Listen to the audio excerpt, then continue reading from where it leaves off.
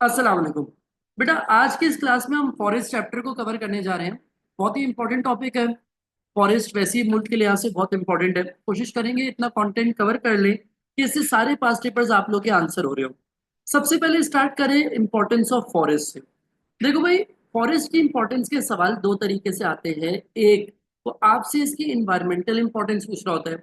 Environmental importance के सवाल जो है वो और भी कुछ वर्ड्स में आ सकते हैं।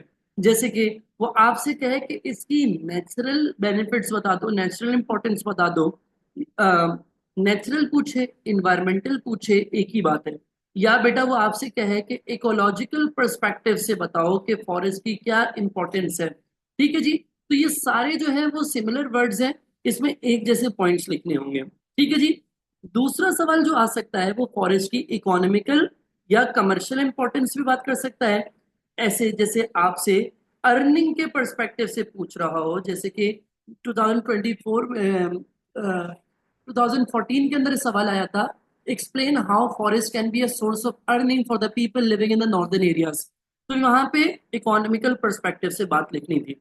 देखो, अगर हम फॉरेस्ट की बात करें तो फॉरेस्ट की सबसे ज्यादा इंपॉर्टेंस है on the foot hills of the mountains. आपको पता है पाकिस्तान के नॉर्दर्न एरियाज है ना, यहाँ पे क्या है, माउंटेन्स लगे हुए हैं। ठीक है। और इनके जो एंड कहलाता है, जो बिल्कुल इसके पांव है, नीचे वाली जगह है, वो फुट हिल्स कहलाते हैं, फॉरेस्ट माउंटेन्स के। यहाँ पर फॉरेस्ट लगे हुए होना बहुत जरूरी है। तो नहीं बात, क्यों जरूरी है भाई, अभी डिस्कस करते हैं। अज्यूम करो कि यहाँ पे फॉरेस्ट नहीं लगे। भाई ये मैंने वन कर दिया और ये मैंने टू कर दिया। समझ नहीं बात, दो तरीके के मैंने फॉरेस्ट बना दिए यहाँ पे, सॉरी माउंटेन्स बना दिए। एक जिसपे फॉरेस्ट लगे हुए हैं और दूसरे जिसपे फॉरेस्ट नहीं लगे हुए। अब क्या होगा, आपको पता है कि यहाँ पर स्नोफॉल होती है और समर्स के अंदर स्नो मेल्ट हो जाती है। तो जब स्नो मेल्ट होती है तो पानी जाता है रिवर्स के अंदर। अब अगर यहाँ पे फॉरेस्ट नहीं होगा तो पानी ना बहुत ही ज्यादा तेजी फ्लो से बहेगा, जिसकी वजह से नीचे फ्लड्स आने के इम्कान ज्यादा हो जाएंगे। एक तो बड़ा मसला फ्लड्स आने का। दूसरी बात बेटा, यहाँ की जो मिट्टी है, जिसको हम कहते हैं सिल्ट, क्या कह देते हैं, सिल्ट, वो पानी के साथ नीचे बह जाएगी। तो बेटा इसकी वजह से रिवर्स जो हैं वो क्या हो जाएंगे, पोल्यूटेड हो जाएंगे। ये मिट्टी डैम्स में भर जाएगी और इस प्रॉब्लम को हम कहते हैं सिल्टेशन। ठीक है जी। सिल्टेशन का प्रॉब्लम हो जाएगा। उसके अलावा बेटा, मिट्टी यहां से बह रही है। मिट्टी का बह जाना क्या कहलाता है, मिट्टी का बह जाना कहलाता है सॉइल इरोजन। सॉइल इरोजन भी बहुत ज्यादा नुकसानदेह है। किस हिसाब से नुकसानदेह है भाई, हमें पता है कि सॉइल की ना लेयर्स होती है, तो नहीं बात, एक अपर लेयर होती है और एक लोअर लेयर होती है। भाई जो अपर लेयर होती है सॉइल की, ये बहुत ही फर्टाइल होती है। क्यों? क्योंकि यार ये ना सॉइल जो है वो with the passage of time, जैसे कि एनिमल्स की बोन डिकम्पोज हो गई, ठीक है, प्लांट्स जो है वो मर के इसमें डिकम्पोज हो गए, तो वो ऊपर वाली सॉइल को क्या बना देते हैं, फर्टाइल बना देते हैं।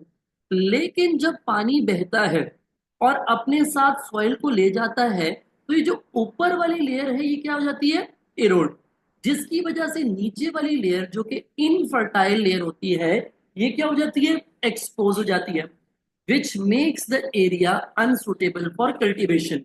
तो ये सारे सारे क्या है, नेचुरल प्रॉब्लम्स हो गए जी बेटा बेटा। ये बिल्कुल क्या हो गए, नेचुरल प्रॉब्लम्स हो गए जो कि फॉरेस्ट ना होने की वजह से। अब अगर फॉरेस्ट लगे हुए हैं तो इस सिचुएशन को रिवर्स कर देंगे। हम कहेंगे कि भाई जब फॉरेस्ट लगे हुए होंगे foot hills of the mountains पे, तो they will control the flow of water flowing down streams, तो there will be less chances of flooding. पहला मसला क्या, फ्लडिंग नहीं होगी। दूसरा मसला, there will be less chances of siltation, siltation नहीं होगा, सिल्ट नीचे नहीं बहेगा। फिर हम कह सकते हैं there be less soil erosion, तो area soil will be fertile, soil erode नहीं होगी। ये सारे फायदे हो गए।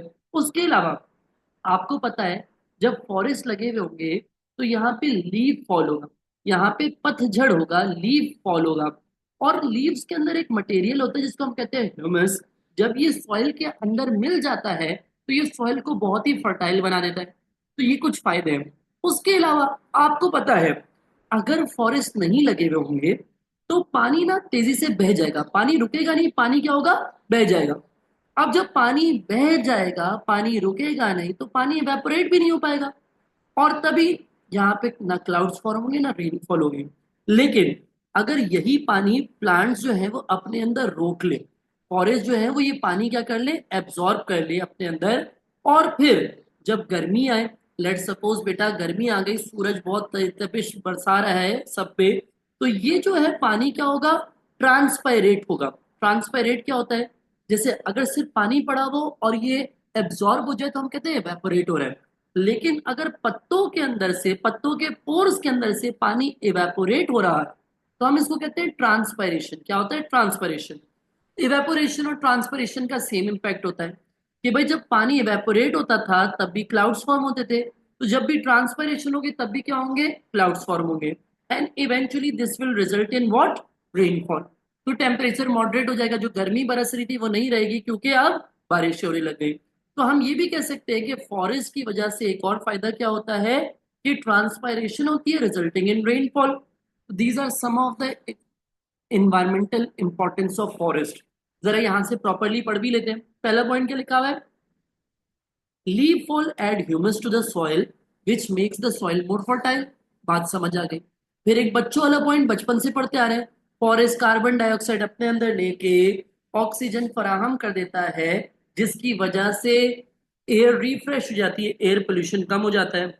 उसके अलावा हम कह रहे हैं कि फॉरेस्ट जो है वो सॉइल इरोजन और सिल्टेशन के चांसेस को कम कर देता है, क्योंकि ये सॉइल को होल्ड बैक करके रखता है, जकड़ के रखते हैं, पकड़ के रखता है, और पानी को एब्जॉर्ब कर लेता है, जिसकी वजह से फ्लडिंग के चांसेस भी कम होते हैं।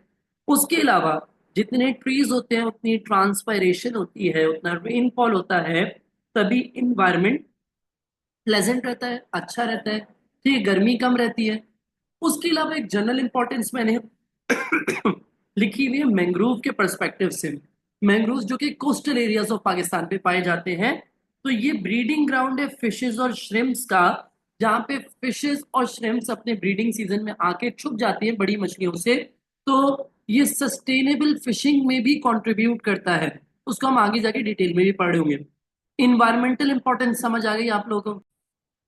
अब हम लोग चल रहे हैं फॉरेस्ट की कमर्शियल या इकोनॉमिकल इंपॉर्टेंस को कवर करने। तो पहली बात, फॉरेस्ट जो है वो नेचुरल ब्यूटी में इजाफा करते हैं, जिससे टूरिस्ट अट्रैक्ट होते हैं। जैसे मरी, आज के दौर में तो मरी में बहुत ज्यादा डिफोरेस्टेशन हो गई है, बहुत ज्यादा कमर्शियल हो गया है, लेकिन मरी एक टाइम पे जिस चीज के लिए मशहूर था ना, वो सीनिक ब्यूटी थी, खूबसूरती मरी की, नहीं बात। तो वहां पे जब टूरिस्ट आते हैं तो उनसे पैसा जनरेट होता है, उनको चीजें वीजें भी बेचते हैं, और बाहर मुल्क के फॉरेन टूरिस्ट आते हैं तो फॉरेन एक्सचेंज भी मुल्क में आता है। ये कमर्शियल इंपॉर्टेंस है फॉरेस्ट की। उसके अलावा और भी तरीके की एम्प्लॉयमेंट जनरेट होती है, जैसे फॉरेस्ट गाइड्स हो गए, रेंजर्स हो गए, फॉरेस्ट डिपार्टमेंट हो गया, फॉरेस्ट्री डिपार्टमेंट्स हैं पूरे पूरे। तो यहाँ पर और भी तरीके की एम्प्लॉयमेंट जनरेट होती है। आपको पता है नॉर्दर्न एरियाज के अंदर जो फॉरेस्ट है उनके बिल्कुल गेटेड बना दिया, अब उधर के जाने के टिकट भी लगते हैं, तो उससे पैसा जनरेट करते हैं। तो इस तरीके से फॉरेस्ट एम्प्लॉयमेंट क्रिएट करे लोगों के लिए। उसके अलावा आपको पता है बहुत सारी इंडस्ट्रीज हैं जो वुड पे डिपेंडेंट है, टिम्बर पे फर्नीचर बन रहा है हाईएस्ट क्वालिटी का। फार्मास्यूटिकल इंडस्ट्रीज भी बहुत सारी जड़ी बूटियां वगैरह फॉरेस्ट की इस्तेमाल कर रही हैं, पेपर बन रहा है फॉरेस्ट से। इसके अलावा स्पोर्ट्स गुड्स बन रहे हैं। तो समझो इंडस्ट्रीज, समझो वुड है तो इंडस्ट्रीज है, इंडस्ट्रीज है तो लोगों के लिए जॉब्स क्रिएट हो रही हैं और कंट्री के जीडीपी में इजाफा कर रही हैं। उसके अलावा बेटा मैं कह रहा हूं कि बहुत सारे स्पोर्ट्स गुड्स जैसे बैट्स रैकेट्स वगैरह भी फॉरेस्ट से बन रहे हैं, जिससे इनकम जनरेट हो रही है लोगों की। उसके अलावा टिम्बर जो है वो one of the main exports है पाकिस्तान की, जिससे एक्सपोर्ट करके पाकिस्तान बैलेंस ऑफ पेमेंट में इजाफा कर रहा है। बेटा देखो अब हम लोग को इंपॉर्टेंस ऑफ फॉरेस्ट समझ आ गया है। इंपॉर्टेंस ऑफ फॉरेस्ट के अंदर हम लोगों ने इन्वायरमेंटल इंपॉर्टेंस भी पढ़ लिया और कमर्शियल इंपॉर्टेंस भी पढ़ लिया। तो अगर फॉरेस्ट होंगे तो ये फायदे होंगे, अगर फॉरेस्ट काट दो तो ये नुकसानात में तब्दील हो जाएंगे।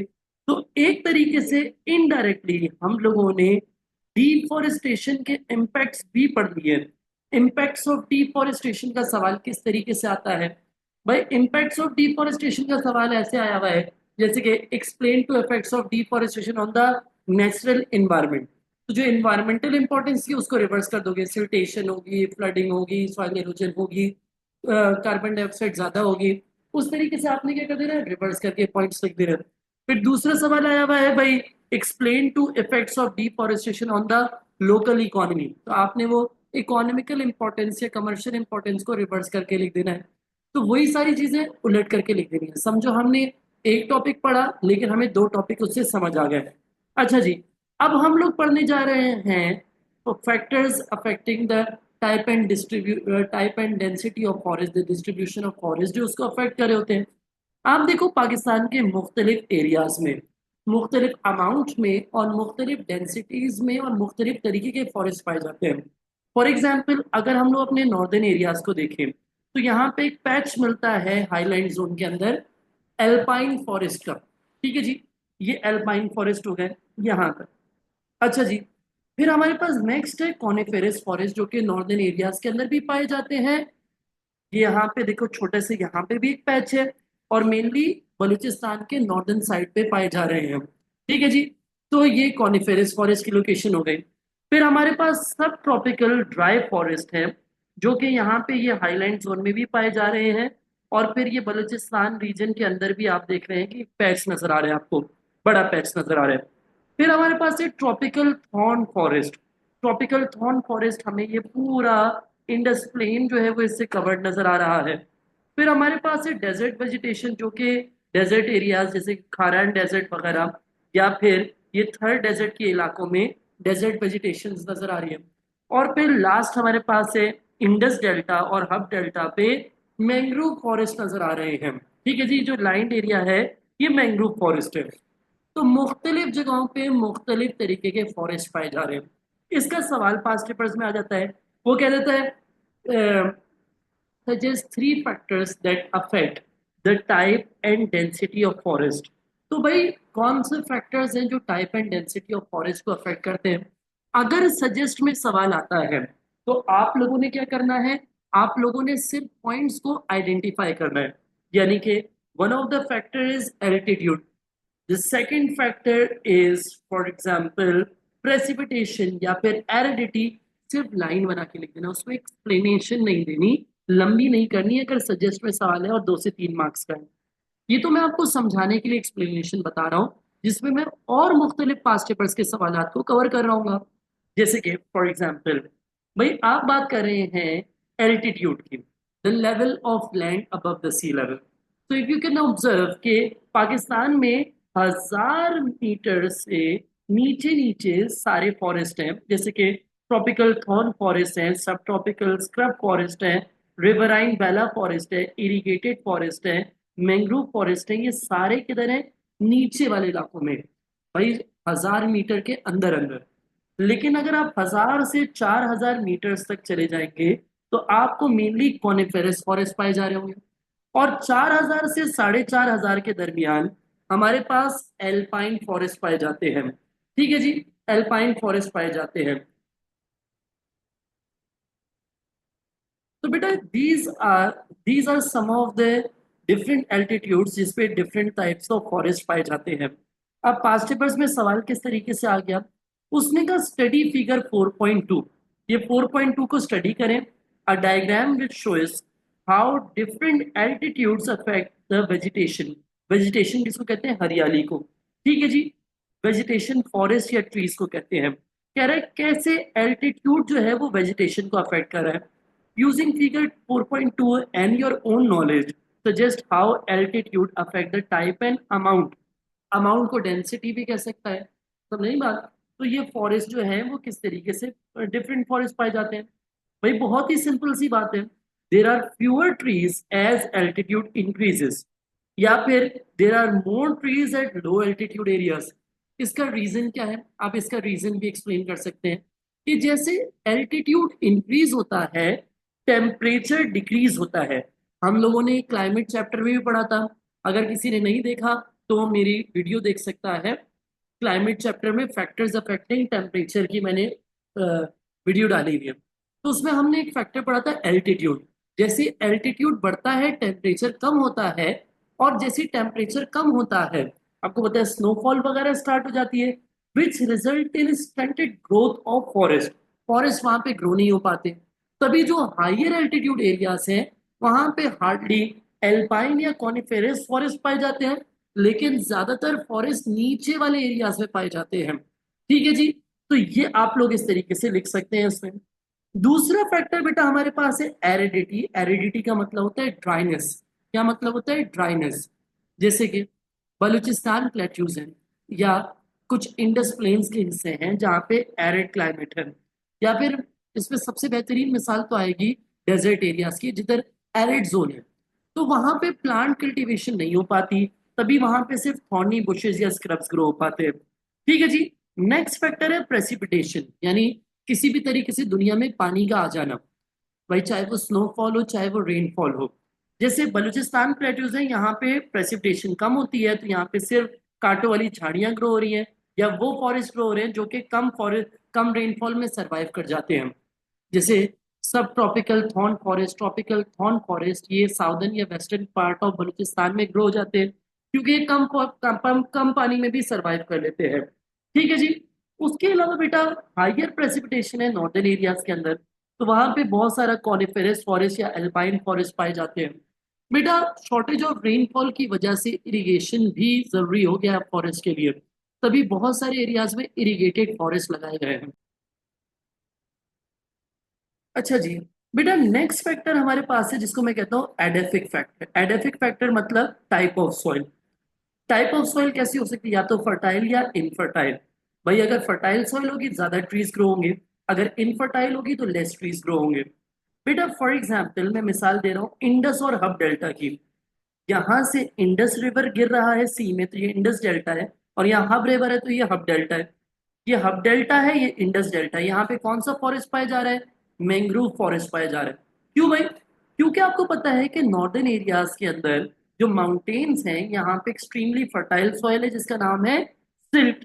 अब क्या होता है रिवर्स के साथ ये सिल्ट आ जाता है इधर तक, पूरे रिवर्स में आ जाता है। और बेटा ये सिल्ट जब ये रिवर्स जब दरिया जो है समंदर में बह रहे होते हैं तो ये सिल्ट डिपॉजिट हो जाता है in the Indus and Hub delta.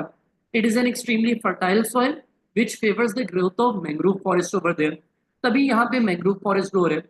अब यहाँ पे फर्टाइल सॉइल है तो यहाँ पे मैंग्रोव फॉरेस्ट हो रहे हैं। यही फर्टाइल सॉइल नॉर्दर्न एरियाज के अंदर भी है। तो आपको पता है वहां पे कितनी हरियाली है नॉर्दर्न एरियाज के अंदर। टूरिस्ट विजिट करने जाते हैं हरी भरी वादियों को, वहां पे एलुवियम या आपको पता है ये फर्टाइल सॉइल मौजूद है, सिल्ट मौजूद है, जिसकी वजह से वहां पे फॉरेस्ट ग्रो हो रहे हैं। अच्छा जी। अब हम नेक्स्ट जो टॉपिक पढ़ने जा रहे हैं that is the difference between productive forest and protection forest. भाई प्रोटेक्टिव फॉरेस्ट जो है वो नेचुरली ग्रो होते हैं, जबकि प्रोटेक्शन फॉरेस्ट इरिगेटेड फॉरेस्ट है, मैन मेड फॉरेस्ट है। अच्छा याद रखेगा, अगर मैं आपसे कहूँ प्रोटेक्शन फॉरेस्ट या फिर मैन मेड फॉरेस्ट या फिर इरिगेटेड फॉरेस्ट कहूँ, ठीक है जी, या फिर बेटा मैं आपसे कहूँ लीनियर प्लांटेशन, लीनियर प्लांटेशन, तो ये समझे ना एक ही चीज के मुख्तलिफ नाम दिए हुए हैं। लीनियर प्लांटेशन का मतलब है लाइन में लगे हुए। अब लाइन में नेचुरली तो नहीं लग रहे होंगे ना, इंसान खुद लगा रहा होगा लाइन में। और लाइन में कौन से, और इंसान को खुद कौन से लगा रहा है? प्रोटेक्शन फॉरेस्ट लगा रहा है। अब इंसान लगा रहा है तो इरिगेशन भी उसी को प्रोवाइड करनी पड़ेगी, तभी वो इरिगेटेड होंगे। तो ये एक ही चीज के मुख्तलिफ नाम है। कभी मैं आपसे पूछ लूँ explain the importance of irrigated forest, कभी मैं आपसे कहूँ explain the importance of linear plantation, कभी मैं आपसे कहूँ explain the importance of protection forest, तो आपने सेम पॉइंट से लिखने, ये अलग अलग नाम है एक ही चीज के। इनकी कमर्शियल वैल्यू बहुत कम है, जैसे कि ये मेनली मेनली फायरवुड के तौर पे यूज हो रहे हैं, जबकि प्रोडक्टिव फॉरेस्ट में हमारे पास टिम्बर जैसी लकड़ी ग्रो हो रही है, नेचुरली ग्रो हो रही है। बेटा ये लीनियर प्लांटेशन होते हैं जैसे मैं अभी आपको ऑलरेडी बता चुका हूँ। प्रोटेक्शन फॉरेस्ट लीनियर प्लांटेशन है और इनका मेन मकसद है प्रोटेक्ट करना इन्वायरमेंटल डैमेज से, जैसे कि सॉइल इरोजन से या फ्लडिंग से प्रोटेक्ट करना, या एनवायरनमेंट को प्लेजेंट रखना। ठीक है जी। ये हमने डिफरेंस पढ़ लिया between productive and protection forest. अब जरा मैप में चल के इनकी लोकेशन भी देख लेते हैं। भाई जो प्रोडक्टिव फॉरेस्ट है नेचुरल फॉरेस्ट है, और जो प्रोटेक्शन फॉरेस्ट है ये इरिगेटेड फॉरेस्ट है। तो आप देख लीजिए, देखो इरिगेटेड फॉरेस्ट कहाँ पे है? ज्यादातर रिवर्स के साथ साथ है। जबकि नेचुरल फॉरेस्ट का आएंगे मेनली नॉर्दर्न एरियाज के अंदर है, या हम जनरली कह सकते हैं ये पूरा हाईलैंड जोन है। क्लाइमेटिक जोन के हिसाब से देखें तो हाईलैंड जोन है। और यहाँ पर नीचे जैसे आपको पता है मैंग्रोव फॉरेस्ट ग्रो हो रहे हैं। तो ये main natural versus irrigated forest की लोकेशन भी हम लोगों ने ऑब्जर्व कर ली। ठीक है जी। अब बेटा हम लोग चल रहे हैं अपने नेक्स्ट कॉन्सेप्ट की तरफ, जिसको हम कहते हैं डिफॉरेस्टेशन। डिफॉरेस्टेशन क्या होता है? देखो, कुछ लोग समझते हैं कि लकड़ी काट देना डिफॉरेस्टेशन है। सिर्फ लकड़ी काटना डिफॉरेस्टेशन नहीं है। ये बात ऑब्जर्व करेगा, एक बड़ी इंपॉर्टेंट बात बता रहा हूँ। Cutting of trees is not deforestation, in fact reckless cutting of trees. भाई ट्रीज को ऐसे काटना कि ट्रीज को नुकसान हो, डेंजरस वे में काटना, इन्वायरमेंटल हार्म करना, ये डिफॉरेस्टेशन है। जैसे आप देख रहे हैं, अब दरख्त ऐसे तोड़े गए हैं कि उनकी उनकी जड़ों से तोड़ तोड़ के यहाँ पे बस फेंक के चले गए। That is called deforestation. Deforestation generally लकड़ियों का काट देना। क्यों हो रहा है? आबादी बढ़ रही है सर, घरों की जरूरत है, खाने की जरूरत है, एग्रीकल्चर के लिए जमीन चाहिए, हाउसिंग के लिए जमीन चाहिए, दरख्त काटे जा रहे हैं। सर इंडस्ट्रीज बन रही है, इंडस्ट्रीज के लिए वुड चाहिए और स्पेस चाहिए, दरख्त तो वो काटा जा रहा है। सर टिम्बर पाकिस्तान की मेजर एक्सपोर्ट है, इसको भी काटना जरूरी है ताकि पाकिस्तान अपने बैलेंस ऑफ पेमेंट को पॉजिटिव कर सके। उसके अलावा सर नॉर्दर्न एरियाज के अंदर गैस नहीं है, गैस सप्लाई नहीं हो पाती पाइपलाइंस के थ्रू, तभी फायरवुड की जरूरत पड़ती है, तभी लकड़ियां काटनी पड़ती हैं। इम्पैक्ट्स ऑफ डिफॉरेस्टेशन नेक्स्ट हमारा टॉपिक, ये तो हम ऑलरेडी कवर कर चुके हैं। इंपॉर्टेंस ऑफ फॉरेस्ट को आप रिवर्स करेंगे तो आपके पास इम्पैक्ट्स ऑफ डिफॉरेस्टेशन बन जाएगा। ठीक है जी। अब हम लोग बेटा एक और सवाल कर रहे हैं, जिसको हम लोग क्या कह देते हैं, solutions to reduce the impacts of deforestation. देखो बेटा ये सवाल पास्ट पेपर्स में कई दफा आ चुका है, पुराना सवाल है लेकिन कई बार आ चुका है। Explain the solutions to reduce the impacts of deforestation. देखो भाई सॉल्यूशंस डिफॉरेस्टेशन के नहीं पूछ रहा है यहाँ पे, वो सॉल्यूशंस पूछ रहा है of the impacts of deforestation. बच्चे यहाँ पे क्या करते हैं, बच्चे यहाँ पर लिखना शुरू कर देते हैं, लेट सपोज कि यार डिफॉरेस्टेशन को कैसे कंट्रोल करें। आप फॉर एग्जांपल ट्रीज प्लांट करें, फॉरेस्टेशन प्रोजेक्ट्स करें, आप अवेयरनेस कैंपेन्स करें। वो सब यहाँ पे पूछ नहीं रहा। यहाँ पे क्या पूछ रहा है, यहाँ पे डिफॉरेस्टेशन के सॉल्यूशंस नहीं पूछ रहा, रेदर वो आपसे पूछ रहा है कि डिफॉरेस्टेशन का जो इम्पैक्ट होता है, जो उसके प्रॉब्लम्स आपने पढ़े, let suppose soil erosion, siltation, flooding, इसको कैसे कंट्रोल करें अपार्ट फ्रॉम डिफॉरेस्टेशन। तो भाई सॉइल इरोजन का सोल्यूशन एक मैं आपको बता रहा हूँ। जैसे नॉर्दर्न एरियाज में माउंटेन्स है ना, तो माउंटेन्स को आप क्या करें, स्टेप्स में काट दें। क्या करें, स्टेप्स में काट दें। इसको हम कहते हैं टेरेसिंग। और हर स्टेप का जो एंड है ना, तो नहीं बात, हर स्टेप का जो क्या है, एंड है, आप इसको ऊंचा कर दें, यहाँ पे मिट्टी से ना क्या कर दें, ऊंचा कर दें। ताकि इससे क्या फायदा होगा, इससे फायदा ये होगा कि जब यहाँ से पानी बहेगा तो पानी का फ्लो उतना ज्यादा नहीं होगा, फ्लो रुकेगा, तो नहीं बात, जिसकी वजह से सॉइल भी कम नीचे का जाएगी, तो सॉइल इरोजन प्रिवेंट होगी इससे। सिल्टेशन के बहुत सारे नेगेटिव इम्पैक्ट्स हैं, आपको पता है। जब यहाँ से रिवर्स के जरिए मिट्टी नीचे जाती है तो फॉर एग्जाम्पल डैम्स में भर जाती है। तो बेटा जिधर डैम्स के अंदर मिट्टी भर रही थी, तो आप क्या करो, यहाँ पे ना सिल ट्रैप्स लगा दो, चालियां लगा दो, ताकि वो मिट्टी डैम्स के अंदर ना आए, सिल ट्रैप्स। या फिर आप ड्रेजिंग यानी कि रिजर्वायर्स को साफ करो। जैसे कि आपको पता है नॉन रेनी सीजन होता है, विंटर्स में बारिशें कम होती हैं, स्नो मेल्ट नहीं हुई भी होती है, तो उस टाइम पे आप रिजर्वायर्स को साफ करवा दो। अब तीसरा मसला था फ्लडिंग। फ्लडिंग को कैसे रोक सकते हैं? फॉर एग्जाम्पल आप एम्बार्कमेंट्स बना दो। एम्बार्कमेंट्स क्या होते हैं, जैसे रिवर्स हैं, उसके साइड पे आप ना छोटी सी वॉल खड़ी कर दो, तो वो क्या होगी, वो आपको प्रोटेक्शन देगी कि रिवर्स ओवरफ्लो नहीं करेंगे। इसको कहते हैं एम्बार्कमेंट्स बनाना। या फिर आप डैम्स और बैराजेस बना दो। ठीक है जी। तो this is how you are going to answer the this question. जब वो आपसे पूछे explain the solutions of the impacts of deforestation, तो आप डिफॉरेस्टेशन के सॉल्यूशंस नहीं बताओगे, रेदर आप डिफॉरेस्टेशन के जो इम्पैक्ट्स हैं उसका सॉल्यूशन बताओगे। I hope that's clear now. Last हमारा टॉपिक है दैट इज सस्टेनेबल फॉरेस्ट्री। उसके बाद ये चैप्टर हमारा कंप्लीट हो जाएगा। ठीक है जी। बेटा मुझे 5 मिनट दीजिएगा मजीद, मैं इसको आप लोगों को पढ़ा दूं और इससे रिलेटेड जितने भी सवाल होंगे वो सारे आपको समझ आ जाएंगे।